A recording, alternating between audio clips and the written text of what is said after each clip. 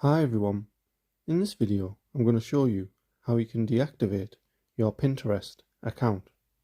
So if you find this video helpful, please give it a like and make sure you subscribe for more useful tutorials. So all you need to do is open up Pinterest, click on your profile on the bottom right, then click on the settings cog on the top right. Once you're on here, click on settings at the top,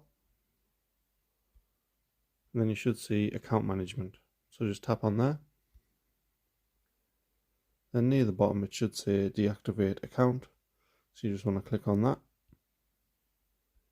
And this will just let you know deactivating your account means no one will see your pins or your profile, and you will no longer be linked to YouTube, Etsy or Instagram. You can reactivate your account at any time. If you want to use Pinterest again, just log in with your email address. Then all you have to do is press continue and your account will be deactivated. Thanks for watching.